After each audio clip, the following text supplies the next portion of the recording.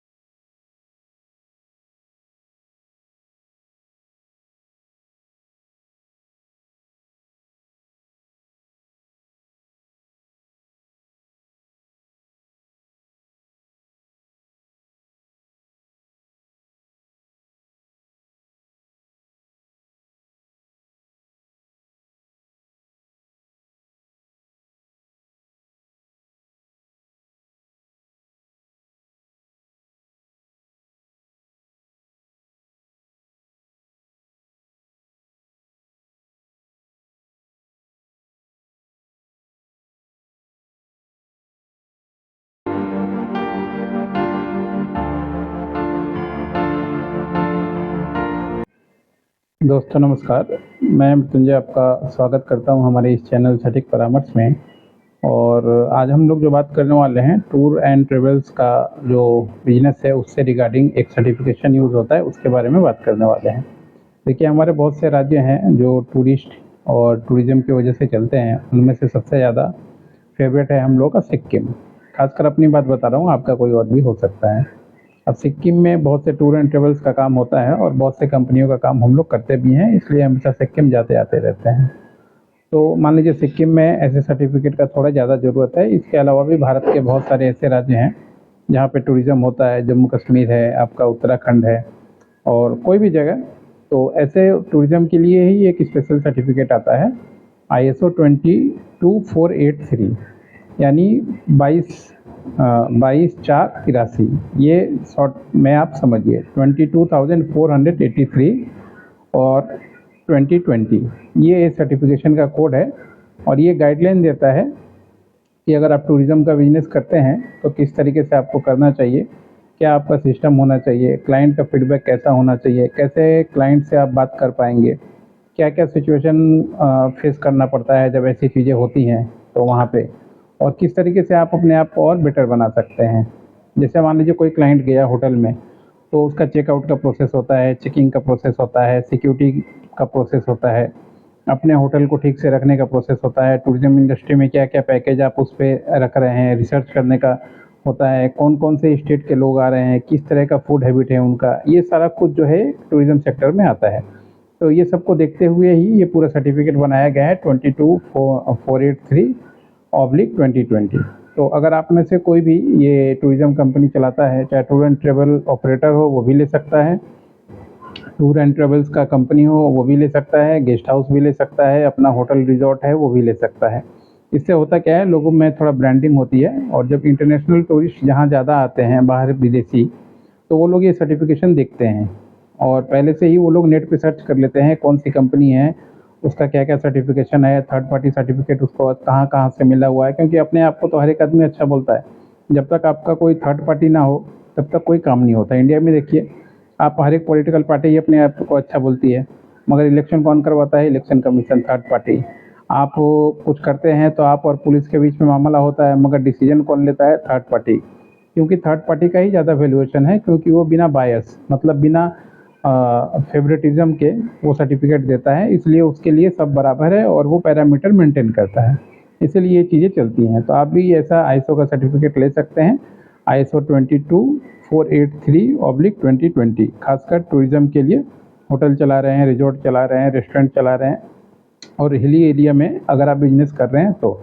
अब इसमें कागज़ क्या लगेगा, आपका लीगल सर्टिफिकेट, जो भी कंपनी का आपका है डॉक्यूमेंट्स वो लगेगा, आपका पैन कार्ड, आपका आधार कार्ड, कितने एम्प्लॉय आपके यहाँ पे काम कर रहे हैं, ठीक है। इसके अलावा आपका अगर होटल्स है तो होटल का फ़ोटो और होटल का वीडियो पूरे होटल का, इसके साथ कितने स्टाफ वहाँ पे हैं उनका लिस्ट, और क्या क्या इंडस्ट्री या कुछ स्पेशलाइज्ड आप लोग डील करते हैं, ये सारा कुछ लगता है। और क्या किस तरीके से आप मार्केटिंग करते हैं और किस तरीके से फीडबैक बिताते हैं, किस तरीके से क्लाइंट का सिस्टम आप लोग काम करते हैं, ये सारा चीज़, ताकि मान लीजिए इसके अनुसार आपको गाइडलाइन मिलता है 22483 में कि कैसे आपको होना चाहिए।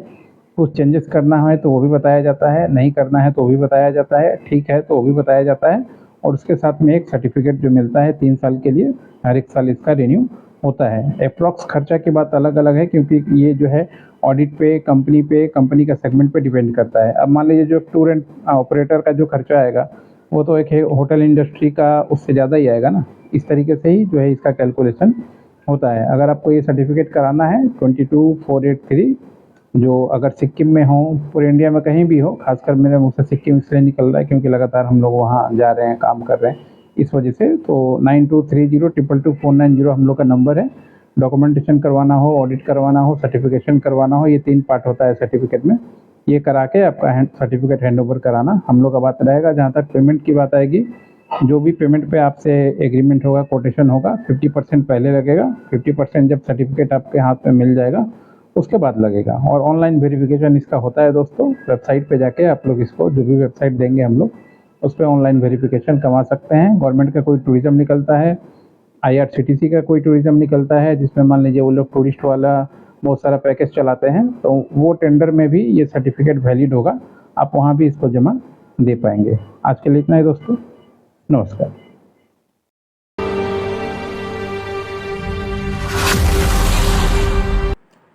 दोस्तों नमस्कार।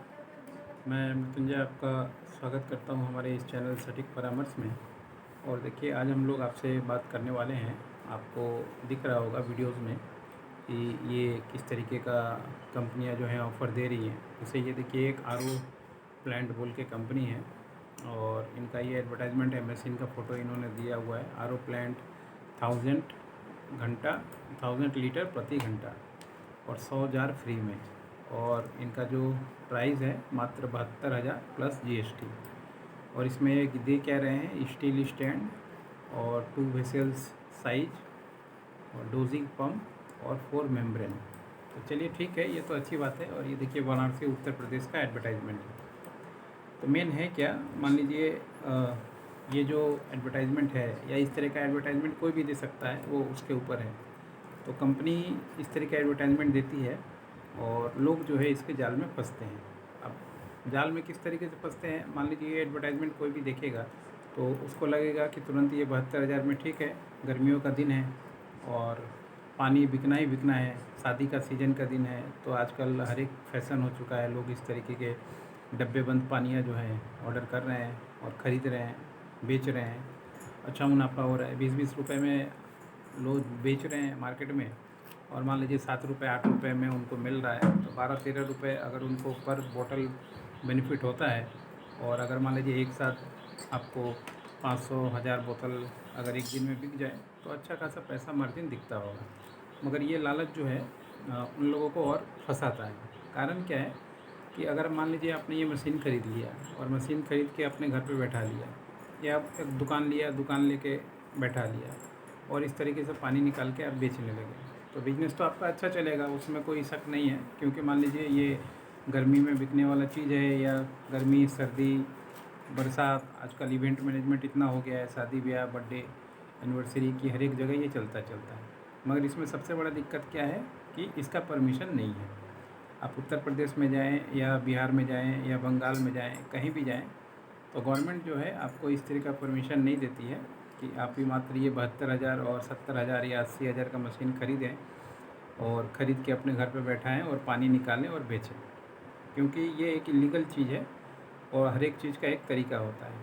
आपको पानी निकालने के लिए ज़मीन से स्वीट का परमिशन चाहिए होता है, जो कि लोकल जियोलॉजिकल डिपार्टमेंट देता है। तो उसके लिए वो लोग सर्वे करते हैं।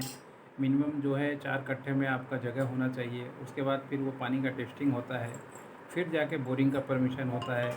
बोरिंग के परमिशन के पहले आपका कमर्शियल लाइन होना चाहिए कि हाँ, आप जो घरेलू बिजली से तो ये पानी निकालेंगे, तो चाहे तो बिजली डिपार्टमेंट वाला भी आपके यहाँ पे छापा मरवा सकता है या फ़ाइन कर सकता है। उसके बाद फिर जाके वाटर का परमिशन होता है। बहुत से एरिया में ग्राउंड लेवल पानी निकालने का परमिशन नहीं होता है। तो ये सब तो मान लीजिए पब्लिक को पता नहीं होता है। पब्लिक को सिर्फ ये दिखता है कि 72,000 रुपये में मशीन मिल रहा है, लाख रुपए में मेरा बिज़नेस चालू हो जाएगा और आराम से मैं पानी भरता रहूँगा, बेचता रहूँगा, महीने का आराम से 10-20 हज़ार आ जाएगा। मगर जब तक गवर्नमेंट आपको नहीं देख रही है या कोई बड़ा कंपनी आपके पीछे नहीं पड़ा है, शिकायत नहीं कर रहा है, तब तक तो आप आराम से कर लेंगे और हो सके चोरी छुपे कर भी गए होंगे बहुत से लोग। मगर जिस दिन आप गवर्नमेंट के रडार में आ गए या जिस दिन किसी ऐसे डिपार्टमेंट का आदमी हो गया है, इलेक्ट्रिक डिपार्टमेंट हो, वाटर डिपार्टमेंट हो या इरिगेशन डिपार्टमेंट हो, तो आपका लेना का देना हो जाएगा।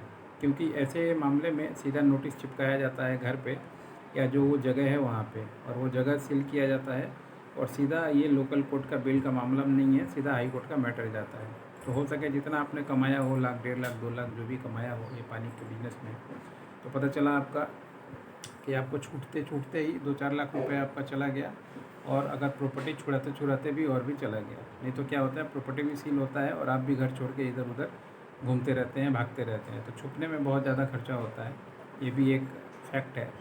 तो इस वजह से मशीन के लालच में ना आए। कोई भी मशीन बेचने वाला वो अपना एडवर्टाइजमेंट दे, अलग बात है।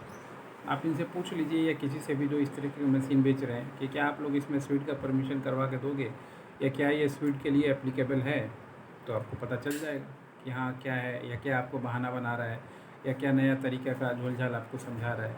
इसीलिए इस बिज़नेस को करने से पहले इसका पूरा गाइडलाइन जानिए, इसका पूरा प्रॉपर प्रोसेस जानिए कि कैसे करें, क्या सॉल्यूशन हो सकता है, किस तरीके से आप कर सकते हैं, ताकि पुलिस या रेवेन्यू डिपार्टमेंट या इलेक्ट्रिक डिपार्टमेंट ऐसा ना हो कि आपके घर पे छापा मार के आपके बिज़नेस को बंद कर दें। बिज़नेस अच्छा चलता है खासकर देखिए, अब मान लीजिए जो करोड़ों का कंपनी बैठा रहा है ये आरओ वाटर के लिए, तो वो बेवकूफ़ है क्या? जो मान लीजिए 2 बीघा में जगह लेके ये पूरा गवर्नमेंट का प्रोसेस मान के लगा के फिर पानी बेच रहा है 20 रुपये में, और आप सिर्फ 72,000 का मशीन लगा के घर में ही पानी निकाल के बेचेंगे, तो फ़र्क क्या रहेगा उसमें और आप में? क्योंकि वो गवर्नमेंट का पूरा कंप्लाइंसेस मान रहा है, टैक्स भर रहा है, सारा चीज़ कर रहा है उसके बाद, और आप बिना कुछ किए सिर्फ निकाल रहे हैं, बेच रहे हैं। तो दोनों में फ़र्क है, सावधान रहें, मैं तो यही कहूँगा। क्योंकि जिस दिन मान लीजिए आपका ये अर्निंग हो रहा है, जिस दिन छापा पड़ गया या कुछ ऐसा हो गया, तो फिर आगे पीछे आपको आदमी कोई नहीं मिलेगा। ये कंपनी वाले भी नहीं मिलेंगे, क्योंकि इनका मशीन बेचने का काम है, इन पे ऊपर कोई लायबिलिटी नहीं बनता है। मशीन वो किसी को भी बेच सकते हैं। लगाएंगे आप अपने घर पे, अपनी ज़मीन पे, तो फंसेंगे आप ही। आशा करता हूँ आज के लिए इतना ही रहेगा। और जो भी पानी से रिलेटेड बिज़नेस करना चाहते हैं या कुछ समझना चाहते हैं, अपना टाइम बुक कर लें। 30 मिनट का फ़ीस होता है 1500 रुपये। उसमें पूरा डिटेल हम लोग समझा देंगे कि ये बिज़नेस कैसे होता है, लीगल सॉल्यूशन क्या होता है इसका, लीगल लाइसेंस क्या होता है, ताकि किसी तरह की कानूनी कार्रवाई में आप ना फंसें। आज के लिए इतना ही। नमस्कार।